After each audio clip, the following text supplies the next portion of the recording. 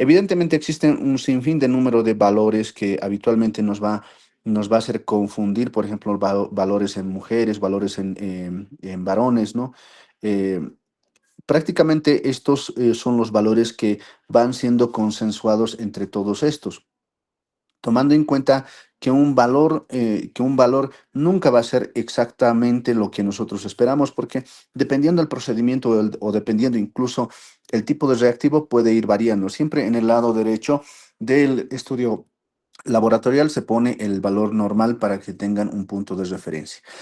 En este sentido, vamos a ir hablando de lo que son en el hemograma, tenemos los glóbulos rojos, ¿no? Los glóbulos rojos como una célula, un grupo de células eh, principalmente enfocados en realizar el intercambio gaseoso o el transporte de gases, como también incluso el transporte de nutrientes hacia nuestro organismo, hacia nuestras células. Los glóbulos rojos tienen mayor representación a través del hematocrito y la hemoglobina.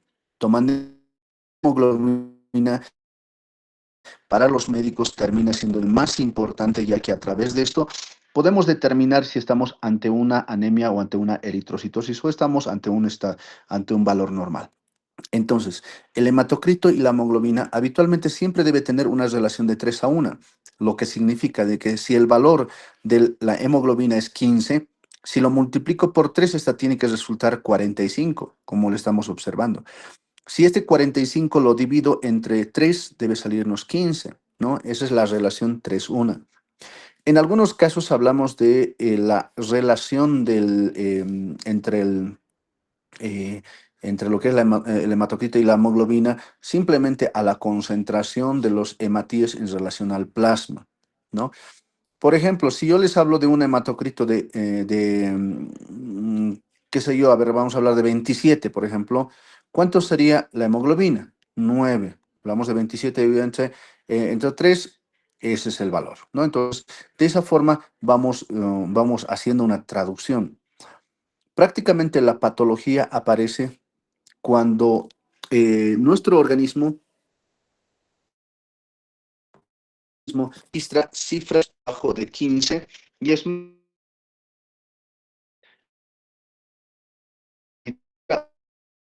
existe una diferencia de más o menos 2 desvíos estándar, ¿no? Si yo tuviera 15, al valor de 15 lo debo restar 2, ¿ya? Al- Automáticamente, ¿cuánto es el valor? Esto es 13, ¿no? Menor a 13, menor a 13, se considera bien anemia por si acaso, ¿no? No es decir que 14.9 ya es anemia, no, un margen de 2 puntos, ¿ya? Sin embargo, cuando tenemos, por ejemplo, 18 es el rango más elevado, a esto lo vamos a sumar. Al sumarle 2, esto se va a hacer 20. Entonces, mayor a 20 ya se denomina o se determina lo eritrocitosis. ¿Está bien? Entonces, son valores que vamos a ir viéndolo. La velocidad de eritrosedimentación habitualmente tiene una capacidad, un tiempo de precipitación a una hora de entre 10 hasta 15 milímetros. ¿Ya? Toma en cuenta que esto es por acción de lo que es el fibrinógeno que va a ir precipitando su propia sedentación, ¿no? Por eso se llama velocidad de eritrosedimentación. Las plaquetas, como un grupo de células enfocadas en el inicio del proceso de coagulación gracias a la agregación plaquetaria, tiene un valor rango entre 150.000 hasta 450.000. Ya inferior a esto, obviamente se llama plaquetopenia, por encima de los 450.000, trombocitopenia, trombocitosis, ¿no? En el tema de lo que son la serie blanca, ¿ya? Hablamos de los glóbulos blancos. Los glóbulos blancos, como podrán ver, lo normal se encuentra entre 6.000 hasta 10.000, tomando en cuenta que menor a 5.000 se habla de leucopenia y mayor a 10.000 se habla de leucocitosis. Pero entre todo esto existe un evento que se denomina reacción leucemoide, y la reacción leucemoide no es más que solamente la elevación de los glóbulos blancos por encima de los 50.000 glóbulos blancos por campo, ¿no? Y cuando existe 50.000 glóbulos blancos más presencia de blastos, ya se considera una leucemia, un cuadro de leucemia. La presencia de callados, conocido callados como las células jóvenes, ¿ya? O, o los neutrófilos más jóvenes o inmaduros. Generalmente su concentración se encuentra entre 1 a 3%, tomando en cuenta que como máximo vamos a tener hasta 300 callados por milímetro cúbico, ¿no? En este caso, cuando este valor excede por encima de 3% o mayor a 300, ya empezamos a hablar de un término desvío a la izquierda. Y el desvío a la izquierda simplemente se observa en los pacientes con cuadros infecciosos de tipo bacteriano, por si acaso. Luego tenemos a los neutrófilos o segmentados, que su valor normal se encuentra entre 55% hasta 65%. Un valor absoluto desde 2.750 hasta 6.500. Superior a esto ya se denomina neutrofilia. Menor a esto se denomina neutropenia. Las neutrofilias generalmente indican un proceso inflamatorio o infeccioso, cualquiera de los dos. Los eosinófilos se encuentran entre el 1 al 3%. ¿Ya? Mayor a esto ya se denomina eosinofilia, que habitualmente en procesos alérgicos y parasitarios se encuentran elevados, ¿no? Los basófilos hasta 1%, que se encuentran en valores absolutos hasta 100 por milímetro cúbico. Por lo tanto, estos, al elevar por encima de esto, por encima de 100 o 1%, nos hace pensar en un proceso alérgico que va a estar determinado por estas células. Los linfocitos son la expresión nata de una reacción inflamatoria infecciosa crónica, incluso viral, ¿no? En este caso, los linfocitos se encuentran entre 20 al 30%. Lo normal, siempre vamos a ver en este rango, ¿ya? Y en valores absolutos tenemos entre 2.000 a 3.000 linfocitos por milímetro cúbico. Cuando tenemos mayor a 3.000 hablamos de una linfocitosis, y una linfocitosis acompañado de una monocitosis y una neutropenia se denomina desvío a la derecha. Repito, cuando tenemos un paciente con linfocitosis, monocitosis y neutropenia, es decir, segmentados o neutrófilos disminuidos, hablamos de desvío a la derecha. Y estos pueden llegar a ser cuadros infecciosos de tipo bacteriano crónico, como ser la salmonelosis y la tuberculosis, o ya de pronto una infección de origen viral. ¿Ya? Entonces, esos son los que vamos a ir observando. Tomando en cuenta que la sangre, su composición está fundamentalmente realizado con células sanguíneas, los cuales están los glóbulos rojos, blancos y plaquetas. Y el restante es el plasma. En el plasma, compuesto de electrolitos, nutrientes y proteínas, hormonas y agua, fundamentalmente en más del 90%. ¿Cuáles son las funciones? Las funciones son de transporte porque permite el transporte de gases, como también termina siendo un sistema excretor porque elimina todos los desechos de nuestro organismo. Termina siendo un sistema, interviene en el entorno digestivo porque permite transportar los nutrientes desde lo que es el tubo digestivo hasta la célula para su posterior formación de ATPs y otros nutrientes. Estimula lo que es el metabolismo celular porque permite intercambiar entre desechos y nutrientes, entre dióxido de carbono y oxígeno, de acuerdo a las necesidades. Y en cuanto a lo que son las células blancas, como son los leucocitos, intervienen fundamentalmente en la defensa, porque estas van a atacar en procesos bacterianos y procesos virales, incluso procesos parasitarios.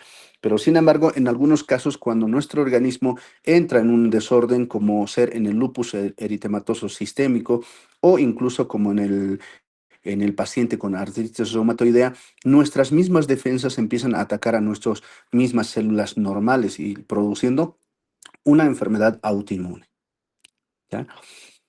Dentro de lo que es la eritropoiesis, y a ustedes ya lo saben, la eritropoiesis surge de un hemocitoblasto, célula madre totipotencial, ¿ya? El cual por estímulo de la eritropoyetina, ácido fólico, vitamina B12 y el hierro, empieza a producir un proceso de maduración y diferenciación ya desde un hemocitoblasto hasta un proeritroblasto, que habitualmente esto ocupa entre 1 al 4% de la médula ósea, pasando posteriormente a un eritroblasto basófilo, el cual llega a tener ribosomas y empieza a fabricar hemoglobina y empieza a consumir hierro.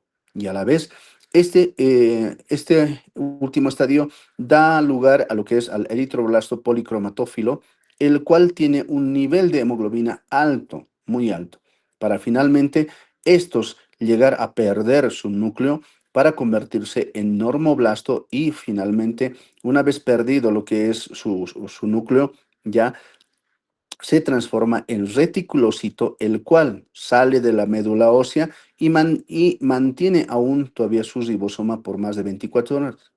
Posterior a esto, obviamente, llega a perder el ribosoma para convertirse en eritrocito, ¿no? Donde un día después de esto, el eritrocito pierde su ribosoma y mitocondria para convertirse en un eritrocito maduro, ¿no?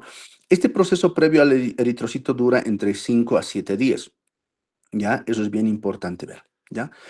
Y tomando en cuenta que la vida media del eritrocito es durante 120 días que va cumpliendo sus funciones. Entonces, en la fisiología de lo que es el eritrocito, siempre marcamos lo que es el inicio de la eritropoiesis para la formación de los eritrocitos y esto entra dentro de la circulación para cumplir sus funciones específicas, tanto lo que es en el transporte de gases de dióxido de carbono y oxígeno, ya, o nutrientes durante los 120 días. Al cabo de estos, se dirigen hacia el sistema retículo endotelial, donde por acción de los macrófagos se desintegran y empiezan a liberar lo que es el grupo M.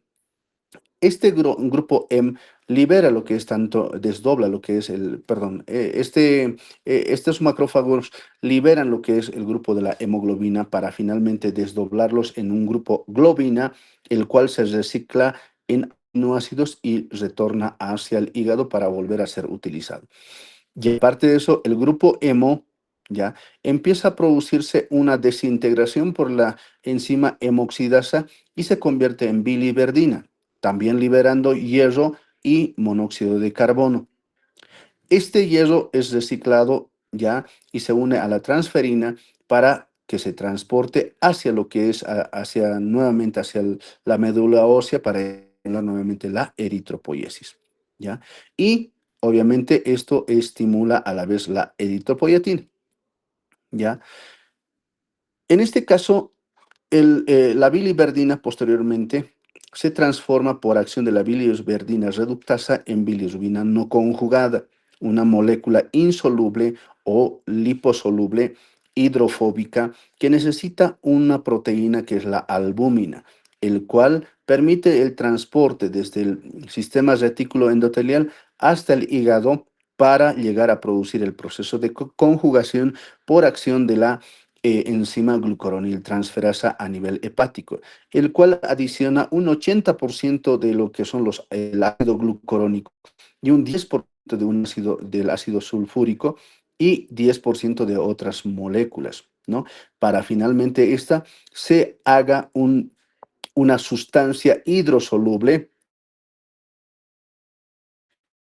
conocido como bilirrubina conjugada, se eliminó hacia la vía digestiva, donde por acción bacteriana y la acción enzimática bacteriana, que es la beta-glucuronidasa, lo convierte en urobilinógeno. Y este urobilinógeno, el 80%, eh, el 80% del urobilinógeno por oxidación se convierte en estercobilina, produciendo el pigmento característico de las heces fecales, ¿no? Y sin embargo, un restante 18% retorna al hígado vía la circulación enterohepática, donde el 2% de todo ese 18% empieza a filtrarse a través de los riñones para convertirse en urobilina y posteriormente esta urobilina va a dar el pigmento característico a la orina, ¿no? Entonces, Esa es la fisiología de lo que es el eritrocito, que ustedes me imagino que ya lo saben, ¿no?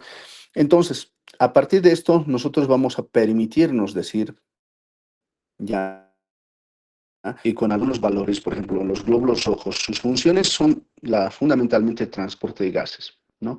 Entonces, en este caso, la hemoglobina termina siendo uno de los aspectos más importantes en la producción o en el transporte de oxígeno y en el transporte de nutrientes, ¿ya?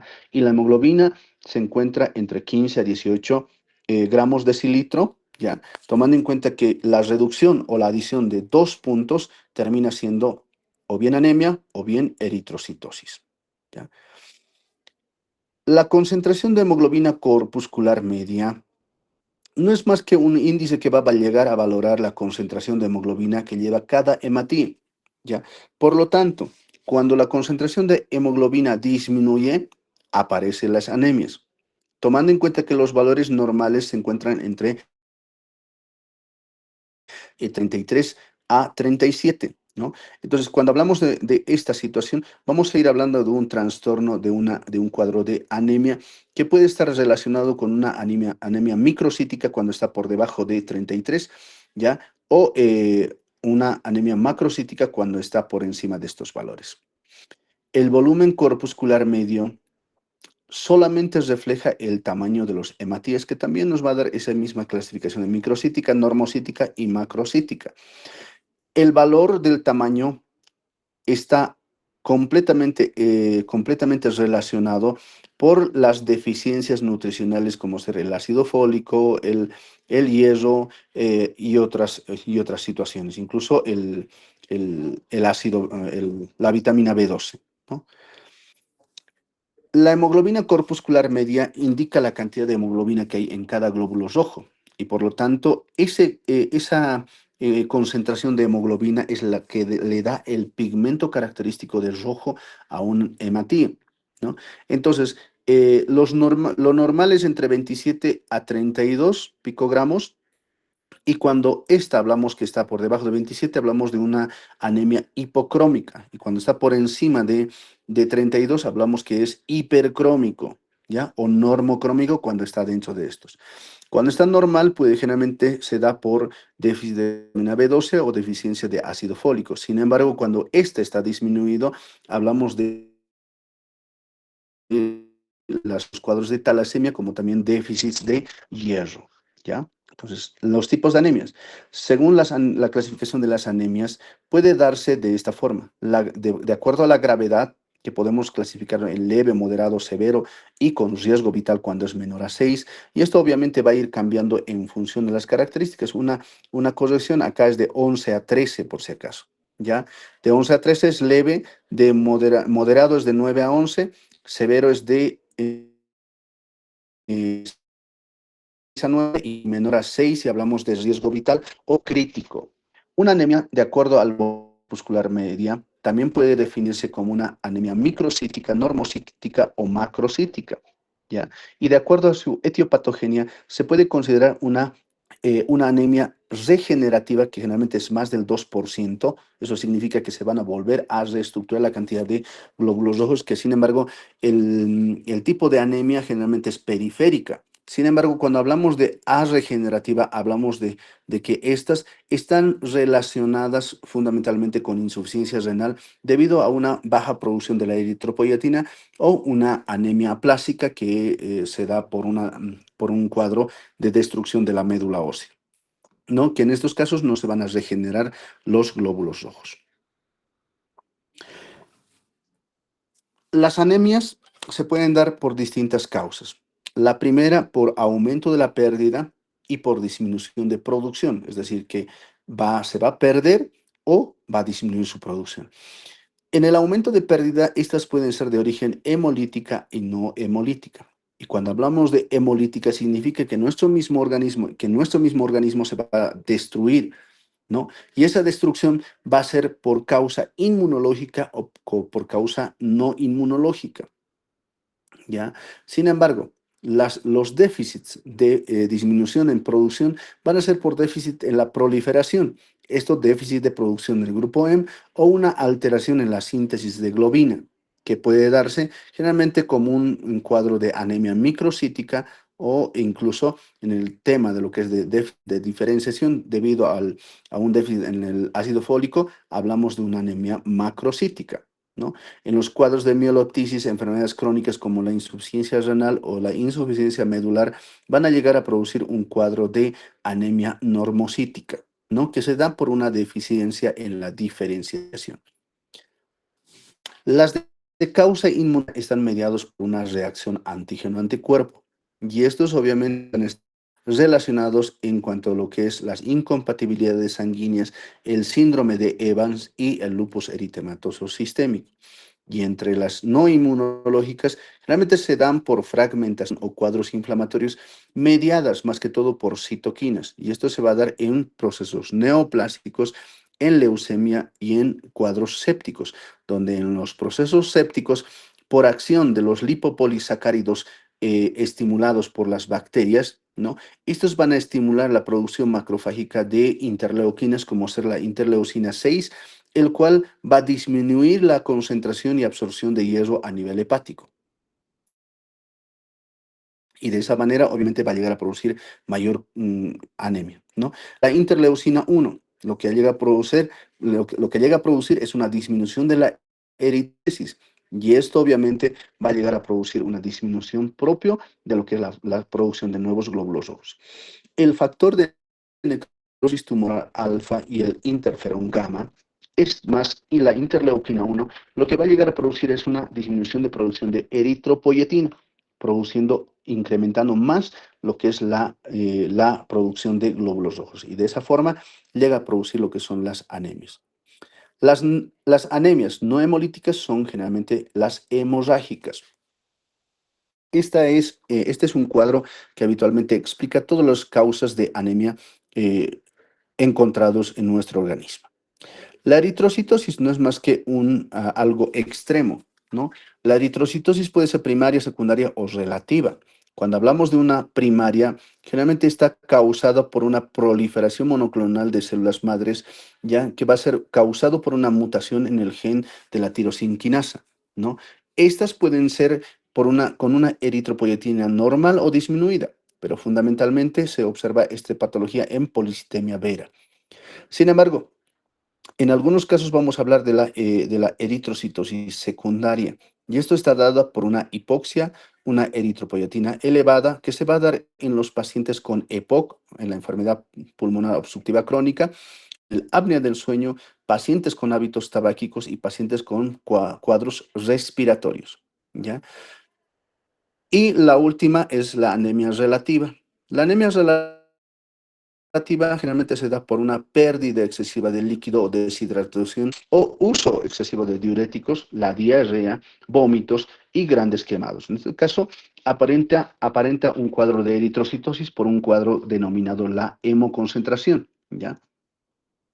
En este caso, ahí está, hemoconcentración, que termina siendo un aumento y obviamente esto va a producir una hiperviscosidad sanguínea, una hipervolemia, aumentando el gasto cardíaco y a la larga va a llegar a producir una insuficiencia cardíaca congestiva como una complicación. ¿Está bien?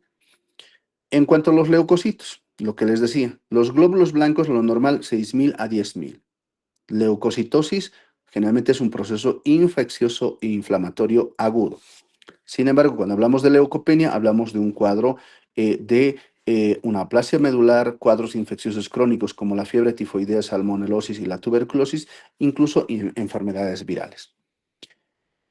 Desvío a la izquierda, la presencia de callados. Desvío a la derecha, aumento de los linfocitos y monocitos con respecto a los polimorfonucleares, en este caso los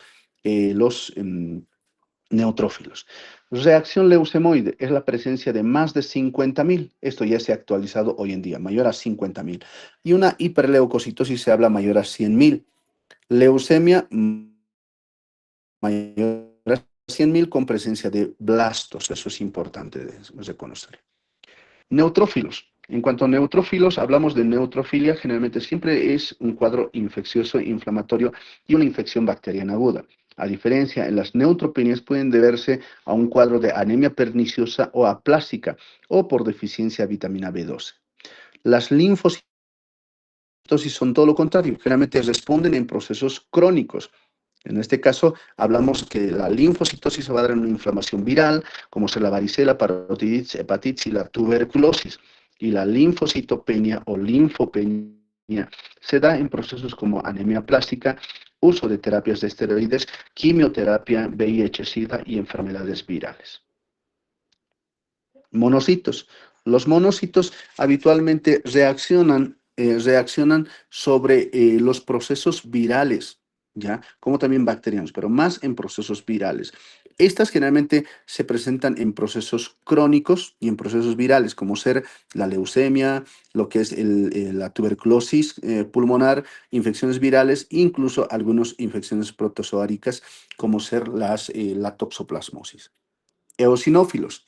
Tiene una predilección en el combate por los parásitos y un mecanismo de defensa en procesos alérgicos. Por lo tanto, cuando hay eosinofilia, hablamos de infecciones parasitarias o reacciones alérgicas intensas. La eosinopenia puede deberse a un cuadro de infección bacteriana, aunque es muy poco probable observar debido a que su valor generalmente está. Los basófilos intervienen en los procesos de reacción de hipersensibilidad, ¿no? Tales como ser la leucemia, sinusitis crónica o incluso una coexistencia de eosinofilia y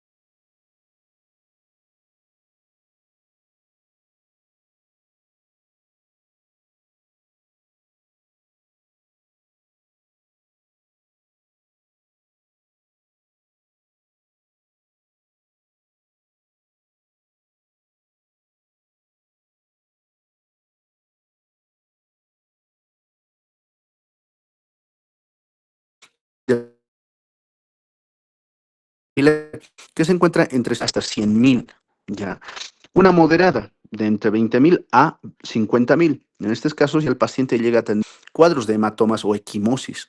Y severa cuando es menor a 20.000, cuando el paciente ya llega a presentar cuadros de equimosis, ya no solamente equimosis, esto lo voy a saltar muchachos, en la próxima clase les voy a explicar, no solamente llega a presentar cuadros de equimosis, sino llega a presentar hemorragias. Ya en este caso gingivorragias, vamos a llegar a tener cuadros de hematuria, ¿no? Y relacionar. Por ejemplo, cuando estos son las petequias, cuando observamos este tipo de situaciones, hablamos de un valor entre 100.000 hasta 50.000, ¿no? Que es una leve. Una moderada tenemos la presencia de hematomas o equimosis y una severa ya existe sangrados activos desde hemorragias digestivas, epistaxis, gingivorragias y hematurias. ¿Está bien? Entonces, eso es en cuanto a lo que les quería comentar. Y el otro extremo es la trombocitosis. La trombocitosis llega a ser un factor de riesgo en la formación de coágulos, no solamente en los miembros inferiores, sino en los grandes vasos como la carótida, que puede llegar a producir un desprendimiento de un coágulo, de un trombo o émbolo, que va a llegar a producir una embolia, tromboembolia pulmonar o incluso un accidente cerebrovascular de tipo isquémico. ¿Está bien? Entonces, esta situación es lo que corresponde hablar en cuanto a lo que es sangre. ¿Está bien? Bueno, chicos, con eso terminamos. ¿Alguien tiene alguna duda, pregunta?